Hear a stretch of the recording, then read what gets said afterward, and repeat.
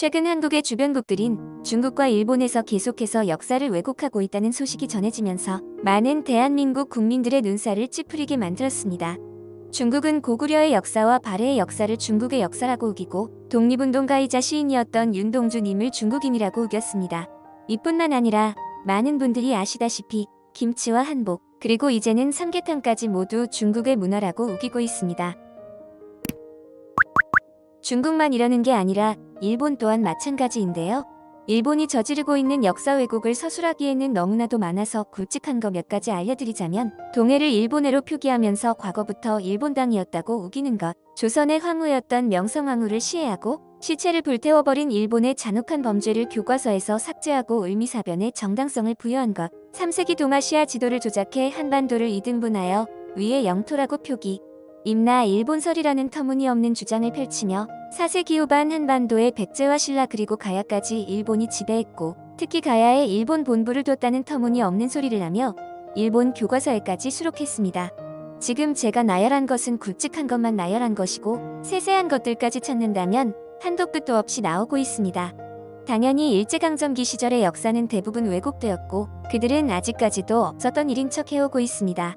그런데 최근 일본과 영토 분쟁 중인 러시아가 일본 교과서에 대한 불쾌감을 쏟아내며 강력하게 비난했습니다.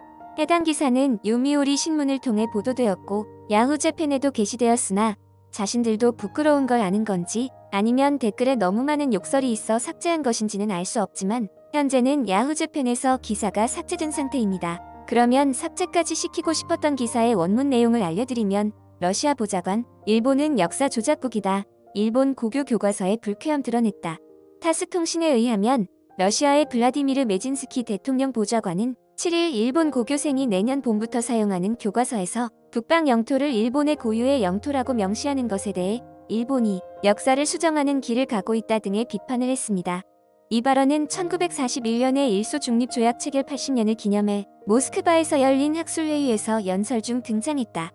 메진스키 씨는 일본 측 주장은 사실과 맞지 않는다고 말하며 북방 영토를 러시아가 불법 점거하고 있다고 기술한 일본 교과서에 대한 불쾌감을 노골적으로 드러냈습니다. 러시아 대통령 보좌관 메진스키는 소련은 배신도 없이 공식적으로 일본에 대항해 참전했다고 강조하며 소련의 후계 국가인 러시아의 북방 영토에 주권이 있다고 주장했습니다. 라는 내용의 기사가 보도되었던 것입니다.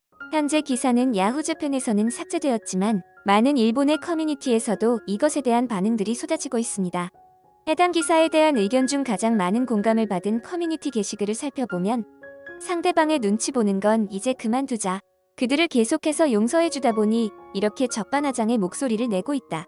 우리는 스스로를 약자로 만들고 있다. 일본의 우유부단한 태도가 그들이 일본에 시비 걸 수 있는 기회를 주고 있다. 자신이 믿는 길을 가면 주위의 사람들도 이 사람은 이런 사람이구나 라고 자연스럽게 인정해준다. 일본은 더 이상 우유부단한 태도보다는 주변국들에게 강하게 주장해야 한다. 상대의 안색을 살피고 있으면 상대는 우리를 인정하는 사람이라 생각하고 우습게 볼 뿐이다. 러시아뿐만 아니라 한국과 중국에게도 마찬가지다. 중국과의 관계는 이전보다 나아졌지만 여전하다.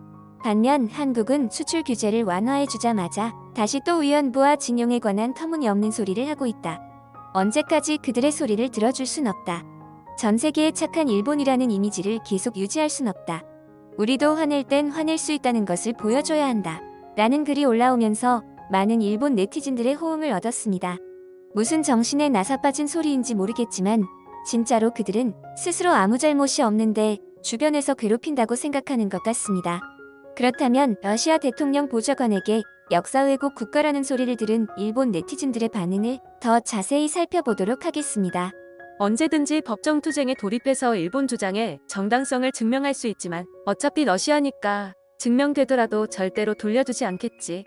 원래대로라면 러시아는 불난 집에서 물건 훔치는 도둑이라고 교과서에 기재해도 좋을 정도지만, 또 다른 소련의 대죄인 시베리아 포로 억류에 대해서도 제대로 교과서에 실어서 알려줘야 해.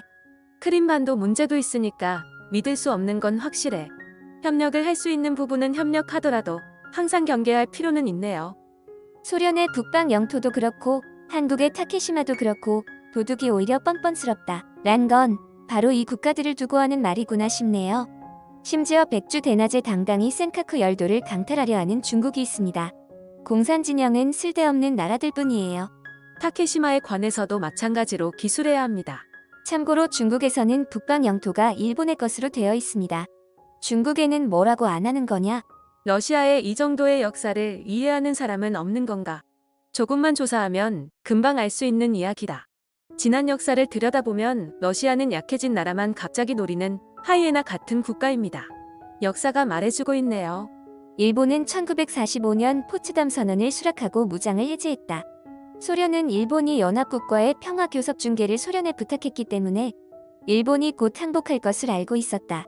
8월 상순 일소 중립조약을 일방적으로 파기하고 일본을 침공해 영토를 빼앗았고 수많은 민간인에게 전쟁 범죄를 저지르고 약탈한 일은 역사상의 사실. 이미 돌아가신 여성 지인이 미국, 영국, 호주는 용서해도 소련만은 용서할 수 없다고 울먹이면서 말했습니다. 종전 후에도 시베리아 억류는 계속됐고 말이지. 교과서에 그런 내용이 있을까요? 저는 북방 영토가 우리나라 고유의 영토이며 러시아는 불법 점거하고 있다고 교과서에 이제야 기재된 것에 대해 놀랐어요. 도대체 문부과학성은 무엇을 하고 있었나요? 적반하장이란 이런 거야? 무능한 군부는 소련을 믿고 강화를 중개해달라고 했지만 물론 한 입으로 두말하는 거지. 청보는 받으면서 뒤로는 침공 준비를 서둘러 대일 전쟁에 참전한 것은 역사상 움직일 수 없는 사실. 쉼슈섬 수비대에 무장해제 명령을 내리지 않았다면 북방 4개 섬은 도둑맞지 않았을지도 몰라. 배신을 해서 참전하고 전쟁이 종료된 뒤에도 불법 침공, 시베리아, 억류, 전쟁 범죄. 요즘은 영토 반환을 슬금슬금 비추거나 협박하며 돈을 달라고 졸라대는 정부. 절대 믿어서는 안 될 나라야. 러시아 교과서에는 북방 영토는 원래 러시아 영토로 일본이 자신들의 영토를 빼앗아간 것으로 되어 있으며 시베리아 억류에서 많은 일본인이 희생된 일도 모두 없었던 것으로 되어 있다. 일본은 자료도 포함해 뒷받침이 되는 사실을 더욱 공표하고 어필해야 해. 러시아는 또 배신 없이 참전이라 말한다면 그 증거를 제시해야 할 거고 그런 의무가 있음을 일본은 주장해야지. 주변국들의 역사 왜곡을 하루빨리 잡지 않으면 안 된다. 한국도 국제법 위반까지 해가면서 역사 왜곡을 하고 있는데 러시아까지 이렇게 나온다면 어떻게 해야 할까? 정부가 무능한 게 아닐까 싶다. 러시아에게 북방 영토를 강제 점거당하고 한국에게 일본해를 강제 점거당하고 터무니없는 일들을 계속당하고 있다. 심지어 한국은 일본과의 합병을 준비하던 시절의 모든 것들에 강제성이 있다는 터무니없는 소리를 하며 배상까지 요구한다. 과거 일본 정부는 패전국으로서의 배상이 이미 끝났는데도 말이다. 가엾은 일본의 미래. 미국의 속국에서 우산 아래에서 벗어나 우리 나름의 핵무기를 장비하도록 합시다. 중공에 대해서도 북쪽에 대해서도 물론 미국에 대해서도 유효하겠죠. 침략할 의사가 있다면 사용할 수 없는 무기니까 일본의 전수방위에는 안성맞춤. 이제는 우리도 다시 군을 편성할 때가 다가오고 있다. 한국, 중국, 러시아 모두 과거에 대해 일본 제국의 무서움을 잊은 게 분명하다. 그들에게 다시 위대함을 보여줄 때가 오고 있다. 러시아까지 말썽이다. 다케시마 문제로 한국도 문제를 일으키는데 러시아까지 이러네. 역사 왜곡 국가들은 어떻게 방법이 없다. 일본은 한국과 다케시마 문제를 해결하기 위해 ICJ에 회부하려고 하고 있지만 한국이 계속 거절 중이다. 그들 스스로 불리하다는 걸 알고 있기 때문이지만 계속해서 언론 조작과 교과서 조작으로 억지선동 중이다. 제가 여러분들께 들려드리는 댓글은 몇천 개의 댓글 중 좋아요가 많이 눌린 댓글 내용 중 욕설성 드립 심한 조롱을 제외하고 고른 댓글들인데도 저 정도입니다. 일본 야후는 다들 아시다시피 한국의 네이버와 같은 제일 큰 포털이고 많은 네티즌들이 이용하고 있습니다.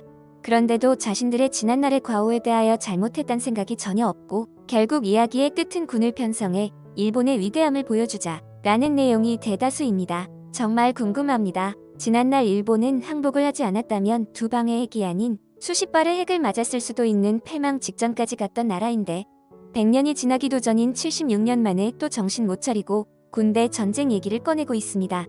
제가 느끼기엔 이건 민도의 문제가 아닌 DNA의 문제인 것 같습니다.